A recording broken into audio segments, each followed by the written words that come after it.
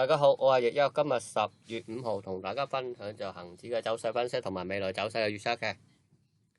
咁啊，分析之前先回顧下上一條 YouTube 嘅影片啦。咁啊，上一條 YouTube 嘅影片就係9月28號。咁當時嘅分析咧就講即係恒指從今年嘅4月7號以嚟嘅升浪咧都未即係可以係一個大嘅三個一浪嘅，咁都未完嘅嚇。咁啊，個上升通道底都仲守得住。咁啊，個通道已經去到25,900㗎啦。咁啊，另外一個裂口咧就26,000左右啦。咁就守住呢啲位咧都仲可以繼續上嘅。咁啊，如果收出25,900咧，先至會一個二浪嘅調整嘅啫嚇，三浪嘅二浪嚇，大三浪嘅二浪嘅啫。咁但係而家大三浪嘅一浪咧都未完嘅嚇。咁因為我暫時都當佢係一個大牛市咁計咧，就佢係一個3-1浪嘅啫。咁啊，波浪頂底日咧就6號，咁啊其實就可能會延遲嘅嚇，因為我喺VIP 群已經提到啦，咁啊恆指會有機會升到去即係國內放完假嘅，我喺 VIP 群講咗㗎嚇，就即係話因為好多時候都連有幾次都係即係國內放長假咧就。恒指港股係會炒定先嘅，咁啊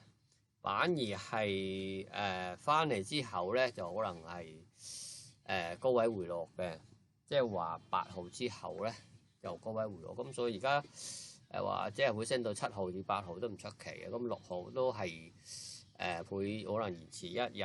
2日到啊，咁我喺個 VIP 群咧就寫係7號嘅。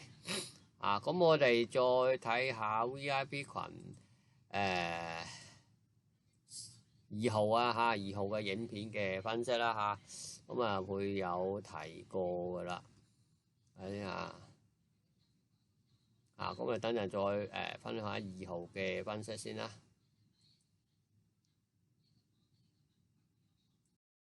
百度華虹 ASMP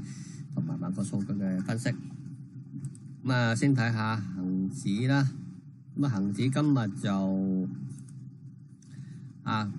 都算大升噶啦，升咗400幾點。咁啊，都基本上都符合前呢幾日嘅分析噶啦。咁啊，跟之前提過啦咁啊，即係話喺呢個國內國慶長假期間咧，會推上去噶啦。咁啊目標27,500，咁今日最高27,381，咁啊基本上都接近嘅，咁啊應該都仲有幾日升下嘅咁啊今日先至係星期四，咁啊聽日到星期五仲要再繼續升嘅，咁啊升埋可能下星期一啦。咁啊，星期一、星期二咁樣咁7號波浪頂底日，咁有機會升到7號出奇。咁啊，如果去到聽日如果去到個27,500個頂咧，咁可能都係即係好似呢啲咁整固下，再夾多一次咁樣咯。咁即係唔一定話去到頂即刻插嚟嘅，唔係嘅。咁啊即係亦都可以係咁樣去到頂回調一兩日，跟住再上。咁啊，即係變咗個頂又可以再推上少少咁啊，去到27,700 27,600咁樣都得嘅。咁啊，即係之前提過啦即係去到27,600 27,700呢度咧，就會開始有啲阻力㗎啦。因為呢度有一個密集區嚟嘅27,800左右啦，即係27,800至28,000左右。咁呢度有一個密集區，咁啊亦都係一個阻力區嚟㗎啦。咁所以就即係提過啦咁即係可能去到個通道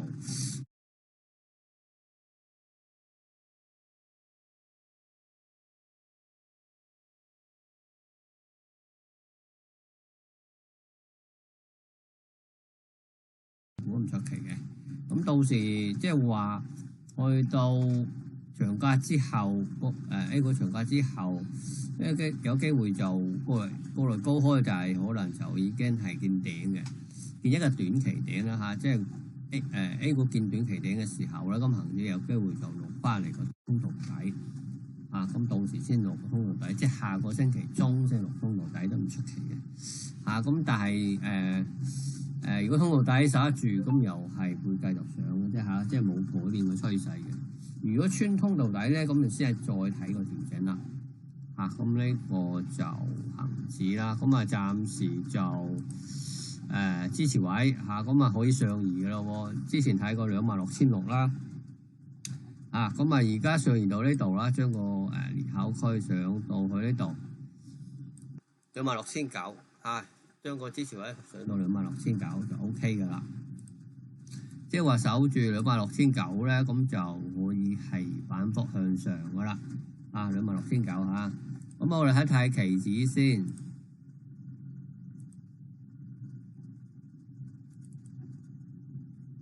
咁啊，期指亦都係接近頂咁，期指就27,444，咁啊都接近個頂嘅，咁啊差唔多27,500噶啦。咁啊睇翻2小時圖先嚇。咁啊之前提過呢啲位咧，全部都守得住啦。咁可唔可以上移咧？咁而家上移咧就可以上移到呢度比個裂口高少少，覺得呢度啱啱2個頂部都可以嘅。咁我哋揾隻藍色嘅啦拉過嚟好啲嘅，費事煩。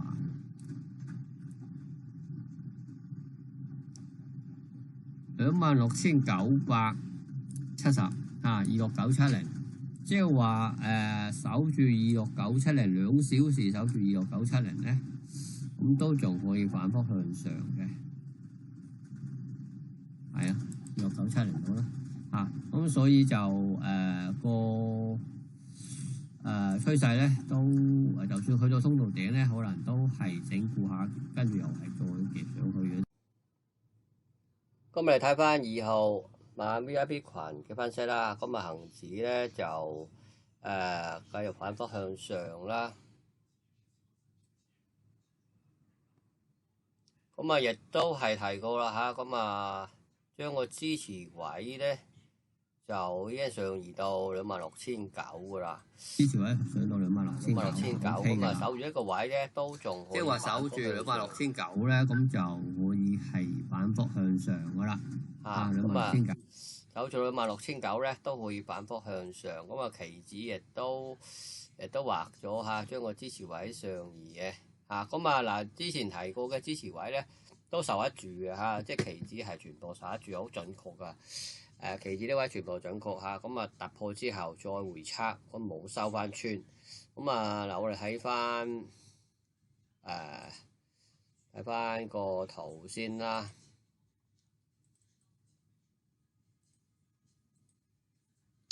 睇翻呢個圖，咁喺30號回測之後，咁守住啦，跟住就係3號2號嘅突破咗啦，支持位期指支持位26,950咁守住呢個位咧，都仲會繼續上，咁亦都提過有機會上到去7號甚至8號噶啦，即係其實我好早嘅講到話會上到呢個位嘅，呢個就2號晚恆指嘅分析啦我哋亦都分析咗，當晚亦都分析咗好多 AI 概念股嘅，其實 AI 概念股咧都基本上都符合之前嘅分析嘅啦都升得好好亦都好強勢嗰啲華虹嗰啲升得好勁，呢個係 VIP 群啦，咁我哋再睇埋YouTube唔係 YouTube 恆指喺大週期嘅分析先啦。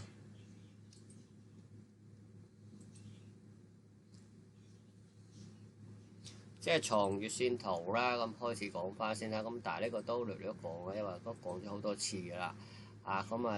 家都冇咩變都維持緊。從2018年1月29高位行一個 ABCDE，落到去24年嘅1月29號